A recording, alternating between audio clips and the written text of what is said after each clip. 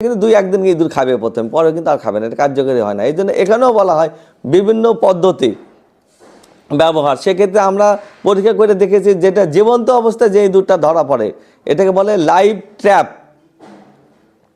বা খাঁচা। এই খাঁচাগুলা হলো অনেক কার্যকরী।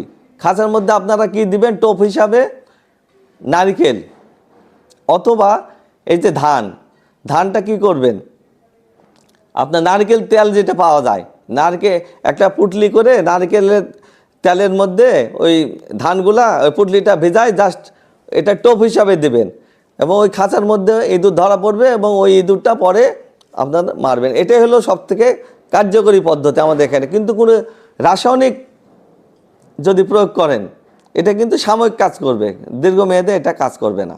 আর দমন করতে হলে যেটা বলেছি সম্মিলিতভাবে, এবং যেখানে লাইভ যে গর্ত বা জীবন্ত গর্ত কোনটা, যেখানে ইঁদুর আছে বোঝা যায়, তার মানে যেখানে তাজা মাটি যেখানে উঠবে ওই গর্তের যদি আমি যদি ট্যাবলেট গ্যাস বডি দিতে পারি বা পানি বা ধোঁয়া দিতে পারি, এবং এটা এককভাবে সম্ভব না, সম্মিলিতভাবে ইঁদুর দমন করতে হবে। স্যার আরেকটা কোশ্চেন এবার আবার রিপিট করার উদ্দেশ্য হলো স্যার, আমি বিরক্ত হই না স্যার, কারণ হলো যে কৃষক বন্ধুরা আসলে বুঝতেই চায় না একদম আর কি। আপনি একটু এটা আবার কৃষক বন্ধুদের উদ্দেশ্যে বলে দেন যে কীটনাশকের সাথে যাতে ছত্রাকনাশক বা অন্য কোনো রাসায়নিক তারা মিলাতে পারবে কিনা বা এটা মিলাই দেওয়া উচিত কিনা, এটা একটা আবার রিপিট করে দেন।